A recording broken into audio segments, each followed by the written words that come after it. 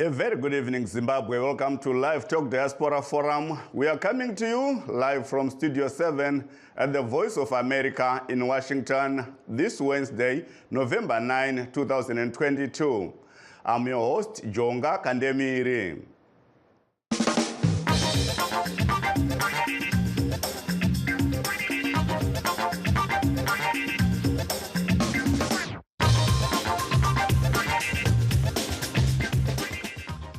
Tonight on Livetalk Diaspora Forum, we are looking at what is coming out of the USA midterm elections held Tuesday and how it will change the political trajectory in the United States and the world over. Although the main office, that is that of the president, was spared from the polls, the fight for the control of Congress was vicious, as always, with the race turning into a tight contest between the ruling Democratic Party and the opposition Republican Party. The Democrats seek to maintain their control of both the House of Representatives and the Senate for the next 2 years, while the Republicans seek to turn the tables and derail President Joe Biden's first-term agenda in the process. But it is too close to call the winner in the House or Senate. All 435 seats in the House are at stake, and 35 of the 100 seats in the Senate were being contested. Before the elections, the Senate was evenly divided between Democrats and Republicans, with Vice President Kamala Harris being the tiebreaker for the Democrats, meaning that Republicans needed to pick up only one seat to take the majority, but so far have lost one of its seats, although it is still too close to call the winner. Ongo vadiwa vateereri nematariri tinokutambira nemufaro muchirongwa chedu cheLivetalk Diaspora Forum uri musi wechitatu 9 Mbudzi 2022. Nhasi tiri kutarisa zviri kubuda musarudzo dzepakati petemu dzakaitwa muno muAmerica nezuro chipiri, idzo dzinoonekwa sedzakakosha zvikuru pakuti ibato ripi richange richitungamira mumatare eHouse of Representatives neSenate.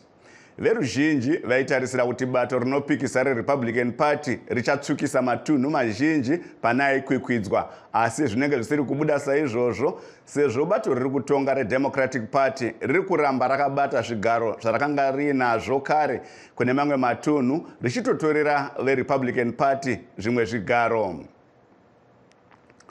In this video, let's hear from some of the winners announced so far.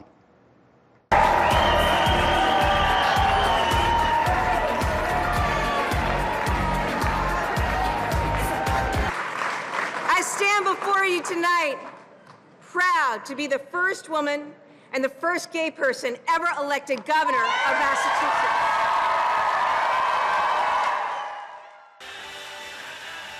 This is our time. It's Ohio's time. It's Ohio's time in history. Things are coming our way. This is a great manufacturing state. And again, the thing though, you can talk about all the assets that we have, but the most important thing is the people. Think about it. We're a state of people, we just get up in the morning, we go to work. We're people who get things done. We solve problems, we don't whine about them, we just go solve them. Tanzwapo kubva kune vamwe vati vaziviswa vakakunda musarudzo idzi kubva kubato reDemocratic Party nereRepublican Party. Zvabuda musarudzo kusvika pari zvino zvinoratidza kuti mudare repasi rinove dare reHouse of Assembly, Republican Party iri kutungamira, asi mudare reSenate kune makwikwi akasimba sezvo vari kungochinjana zvaita kuti pange pachitarisirwa kuti bato rangotsvedzisa chigaro chimwe chete rinenge ratokundwa musarudzo. Kana Republican Party ikakunda mumatare ose, izvi zvinogona kukanganisa urongwa hwemutungamiri wenyika vaJoe Biden wemakore maviri asara kusvika muna 2024 panozoitwa dzimwe sarudzo dzichipinza zvakare sarudzo dzemutungamiri wenyika. And now for perspective, we have our guests. We have Mr. Phil Matibe, White House correspondent and foreign policy analyst, who is based here in Washington, D.C. And we also have Mr. Maoko Matanda, who is based in Atlanta, Georgia. But let's start with Ms. Matibe. Hello? Yes, good afternoon. Oh, thank you so much for joining us. May you tell us the atmosphere out there? Yes, so last night after the polls closed, I did manage in Washington, D.C. to go to the two opposing candidates, which was the ones that were running for mayor in Washington, D.C. So Muriel Bowser's campaign was holding an election watch party at the Hook Hall, and then his opponent, who was Rodri Red Grant, was also having his election watch party. And I met and spoke with both candidates and their campaign teams. In fact, Grant's campaign team, I had met them outside the polling station when I went earlier during the day to observe voters voting and speaking to the Board of Elections in Washington at the Cleveland Park Library, which was one of the polling stations, which they refer to it as a voting center. And so what I did see there is that it turns out that Rodney Grant Muriel Bowser has run 2 terms, so she successfully won a 3rd term in office. This is what Grant was trying to oust. But before the polls opened in the morning, when I spoke to Nick Jacobs of the D.C. Board of Elections, he told me that Washington had already had more than 100,000 people that had already voted even before the polls opened in the morning. So the atmosphere, I think, was a sense of participation, people doing their civic duty. Even the Board of Elections had to ask them about voter education, how do they mobilize voters? So there seemed to be a sense of everybody wanting to get in, to participate. So it seems both sides agree on one thing also.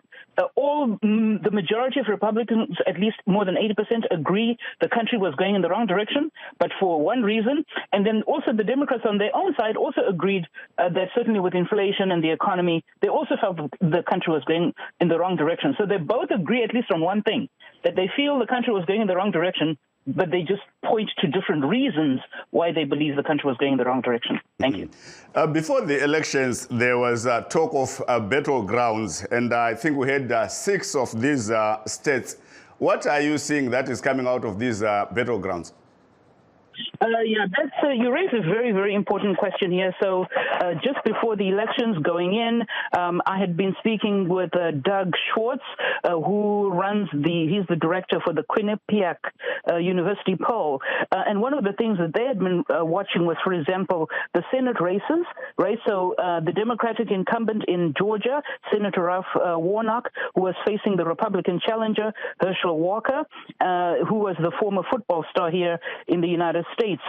So it seems that this is a very, very close race. Still, the counting of those votes is still going on. We had been expecting that perhaps this might go to a runoff. In other words, they might have to hold another election. We don't yet know the results, right? So we waited until midnight. Even past midnight, we still had to go home without knowing what the final result was. In terms of the governorship for that state, Stacey Abrams, this was her 2nd time trying to run to be the governor of Georgia. She did not make it again. So the Trump favorite candidate, Brian Kemp, did win. Trump managed early to get some governorships like DeSantis in Florida and Marco Rubio in Florida. But I think this election is a referendum both on President Joseph Biden and a referendum on former President Donald Trump. So one question that might be asked is, will people going away from the MAGA Trump narrative, or are people in favor of President Biden's agenda and what he might be doing for the country? While people are still feeling the pinch of the pocket and putting in fuel in their cars. So I still believe this is a referendum on both presidents. And there is also Pennsylvania, one of the battlegrounds. And so far, what is coming out of that state is that the Democratic Party won that seat. What went wrong with the Republicans there? Well, so remember just a few minutes ago, I was mentioning that it's a referendum on these presidents. So just before the election, President Biden did go and visit the state, and so did former President Trump, right, to show their support for their candidate. The question, if you look at the schedules, how they were traveling across the country, President Biden didn't go to some of the governorships. We will still have to wait and see. Those governorships where he didn't go, are they going to win or are they going to lose because he didn't go there? Or did Fetterman win because Biden did go there? And also for the Trump candidate, his name is Mehmet. Mehmet, did he lose because Trump went there and people wanted to move away from that? So we don't know to what extent did Trump help him or hurt his election. So these are some of the factors in terms of Pennsylvania. And so when you're looking at these governorships, the Democrats have 22 and the Republicans have got 24 governorships. The Republicans need an additional 8 seats in terms of governorships, and the Democrats need an additional 6 seats in terms of this election, because control of power and the balance of power in Washington is not just Congress. Yes, of course, we will see which of the two are going to have, but also amongst the states, it's important to know which of these two parties is going to have more control over which states. So it's a power battle in Congress and over governorships across the states in the United States. And on the results that have been announced so far, what can you say about that? I can just quickly touch on perhaps the House of Representatives. In the House of Representatives, the Democrats have got 187 seats. They need to pick up 4 seats. The Republicans have got 203. In order for them to get control, they would need 11 pickups. Right now, 12 of those seats, because remember, the House of Representatives, as you mentioned earlier, has got 435 seats. Each and every single one of those seats was on the ballot this election. So if the Republicans gain control of the House, they would need 12 competitive seats in order to gain control. We don't know how that is going to play out just yet. In the Senate, a little bit over a third of the senators were on the ballot, not all senators. So on the Democrat side, right now they've got 48. The Republicans right now, they've got 49. So if we were to look at it as of this moment, it looks as if the Republicans have got control, but we still have 2 Democratic seats that the Republicans would need to pick up in order to gain control. So in total, they would need 29 seats. There are 29 seats which are not up for election within the Senate. And on the Democrat side, 36 seats weren't on the ballot. So Democrats need 1 seat to pick up. Republicans need 2 Democratic seats that they would need to take over from the Democrats. Thank you so much, Ms. Matiwe. Please do not go away. Stay on the line. We are now joined by Mr. Shongedzai Maoko Matanda, who is based in Atlanta, Georgia. Maoko Matanda, tokugamuchira muchirongwa chedu. Thank you very much. We are welcome. Maybe we can start by asking you what is happening in Georgia, because we know it is one of the 6 battlegrounds. Are you also fighting? Are you in the trenches there? We were fighting for another group to win. There's definitely a sense of disappointment for the governor position, because there was an expectation for Stacey to win. Last time she lost by about 60,000 votes. So the expectation was for her to close that gap. And there was always talk that Stacey was able to bring in new people that could not be polled or could be found. But this time, I think, from what I've read, it's always difficult for a minority, a woman or female, to run for the chief position in the state. For some reason, people prefer someone who is not a woman and a minority. And I think that was against her. And of course, the state of Georgia was doing well as well in terms of economy. So she was running against an incumbent who seemed to be popular with the people there. So she had 2-3 things going against her. What about the Senate? The Senate, it was always known that it was going to be a very tight race.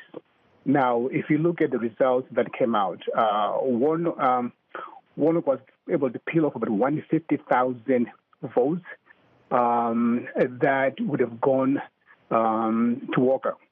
So if you look at what Brian Kemp got and what Warnock got, Warnock got more votes than Walker. Walker got less votes from Brian Camp. So you could tell that there are people who were not thrilled by Walker because of what has transpired and all the accusations or the allegations. So some chose not to vote at all, and some chose to switch their votes from Walker to Warnock. So right now you're looking at about 49.4% going for Warnock and about 48.4% going for Walker. So really it's going to be maybe right now with 98% of the polls reporting with 2 more to go. So most likely it's going to be a runoff.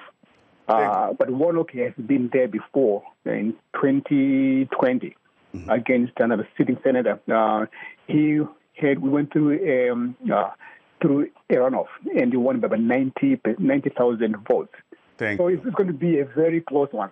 Thank you so much, Mr. Mokumatanda. Please do not go away. Stay online. Let's take a short break. Don't go away. We'll be back. Thank you.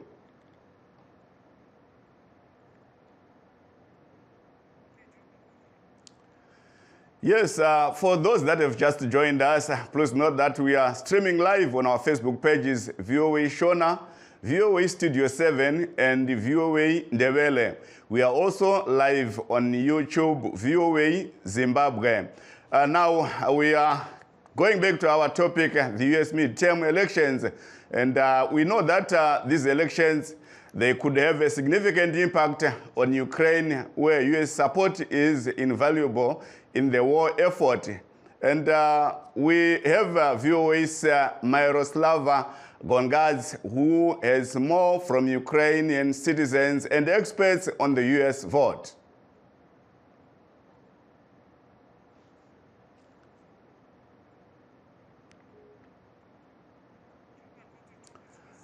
Yes, I think we are having problems with the video that we wanted to play there about Ukraine. Let's go back to our guests and ndodzokera kunemi muzvare Matibe.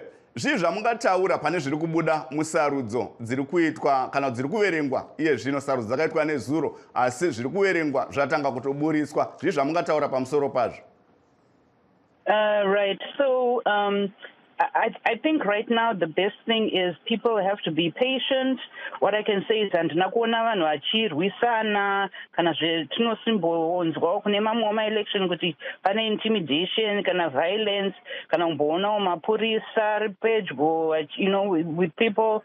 I did not witness any of that at any of the polling stations kwandakaenda nezuro. Chimwe chandakaona ndechekuti kana ma-candidates, some of the candidates, I saw them even outside the polling station, within meters of the polling station, even though they didn't go into the polling station.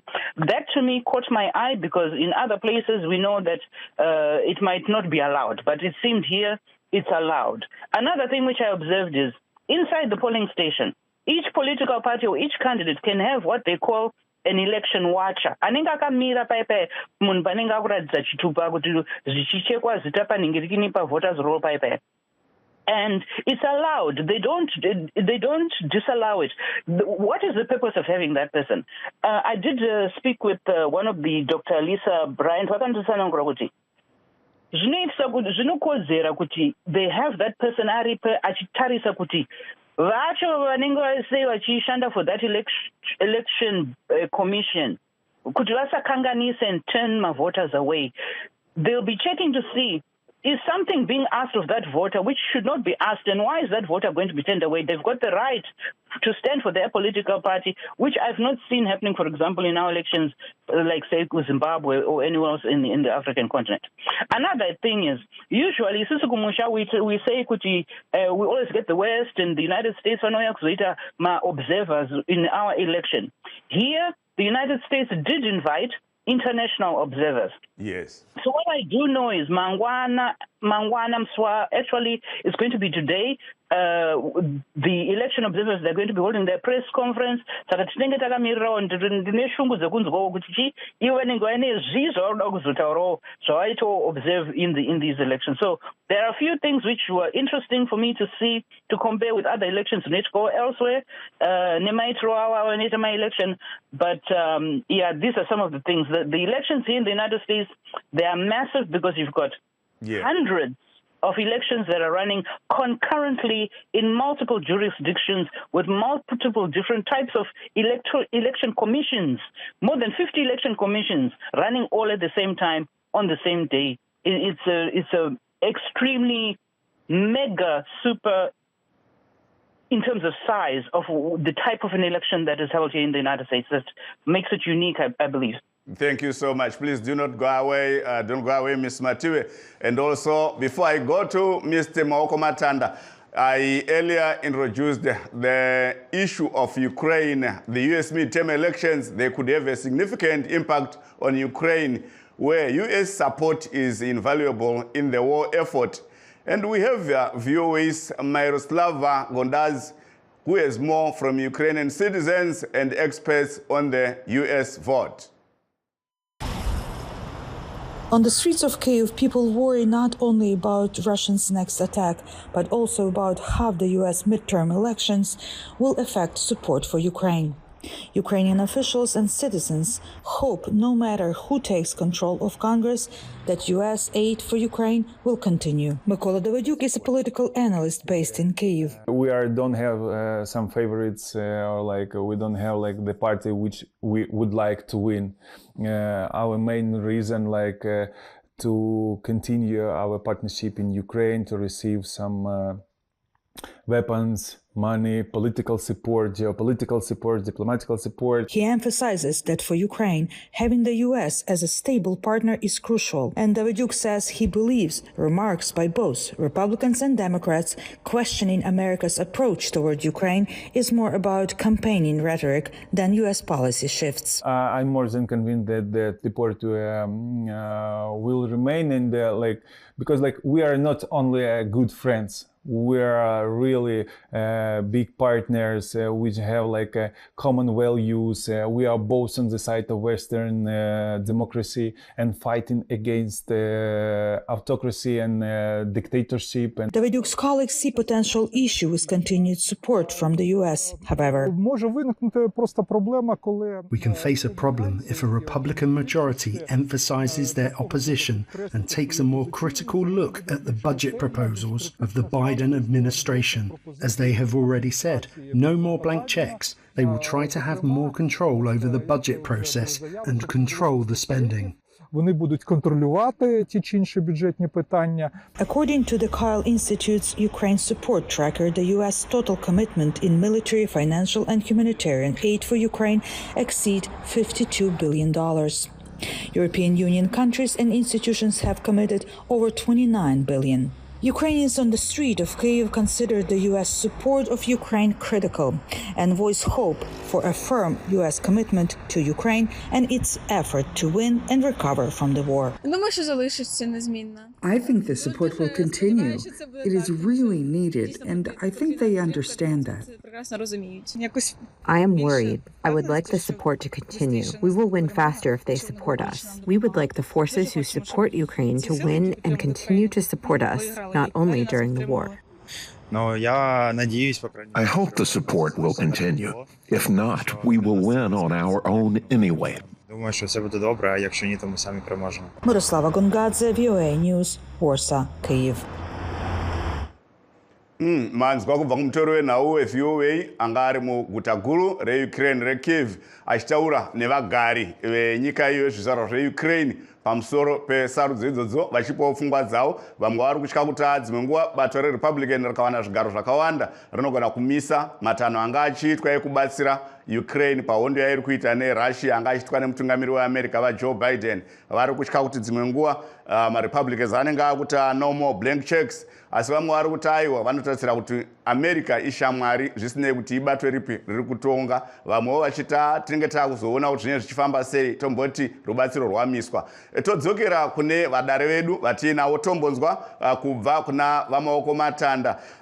Mr. Maoko Matanda, these results that are coming out, that have come out so far, what do you think about them, and how will they in any way, or will they in any way affect or derail President Joe Biden's agenda? Well, it is always expected in the U.S. that midterms, will always go against the sitting president. So the issue is, how large a margin do you get, or do you have? So right now, Georgia's role right now, for the Democrats is to maintain the 50-50 representation they have right now. By that, I mean that Warnock, for the Democrats, needs to win. If he wins and Arizona wins, then there's a good chance that we'll be back to where we were before. So if we go into a runoff, there's going to be a lot of people coming in and pouring money into this race so that we do that. Now, some people are saying that really as far as the agenda of the president, nothing much is going to change if the Senate is still the way it is right now. Now, if it goes to the other way where the Republicans are now in control, then there are issues about judges in the federal court, the circuit court, and so forth, who will make decisions on life and things like abortion, affirmative action, and things like that. So there is that concern from the other side here. And also, it's also for the Republicans, they want really to push the agenda so that they keep on going with the abortion issue. So it's two sides here who are competing for different things. Personally, I don't think it's going to make much sense, because if Biden is unable to do anything, all he can do is say, guys, look at me, I've tried to do A, B, C, and the Republicans have held me back. So again, we're going to this cyclical, where again in 2024, we're pointing fingers back at the Republicans, say, guys, you were unable to do anything in office, so you don't deserve to be there. Thank you so much, Mama Okomatanda Rambai Muripo. Ms. Matibe, we heard from Ukrainians from that clip that we saw. There are mixed feelings over America's future on foreign policy. Do you think anything will change? Recently, over the last few weeks, there's been increased pressure, particularly from the Republicans, on President Joe Biden to rethink, the amount of assistance, security assistance that has been provided to Ukraine. As we know, the United States has said that they are going to continue to support Ukraine no matter what. What might happen? What are the ramifications and the significance of what might result here in who gains power in this election? Some of what is important here is to think about it this way. Mm-hmm. The Republicans who absolutely sort of swear upon and are loyal to former President Donald Trump in terms of, remember, he had mentioned that the 2020 elections, that they were false, that they had been rigging, that, that the election was stolen, and so on. So if, for example, the Republicans end up getting that power and the control, then you're going to certainly see more of that. What else might we see? We're going to see, for example, more investigations, not about President Trump. All the investigations about President Trump will stop at it. Thank you, Ms. Matiwe. Ndiregai ndipewa maokomatanda mukana wokupedzisira 30 seconds vamaokomatanda. Sarudzo zviri kubuda musarudzo zvinosiya papi vaTrump tinonzwa kuti vangangotarisira kuda kuzokwikwidza. Ndonya hombe actually irikono kugeorgia yekuti vari kuti waTrump wakauya nekuti pane kunzi maybe kumnasi here mangwana here vachadeclare kuti vacharana zvakare kuti waite mutungamiriri wenyika. Saka nyaya iyo muno mugeorgia inonakira maDemocrats. Tinotenda zvikuru. You heard from our guest, Ms. Pearl Matibe, White House correspondent and foreign policy analyst, and also from Mr. Shongedzai Maokomatanda, a Zimbabwean in Atlanta, Georgia. And this is Jonga Kandemiri. Not forgetting you, our listeners and viewers. Let's make another date tomorrow. And remember that Studio 7 shows are on 7 days a week. Good night, Zimbabwe.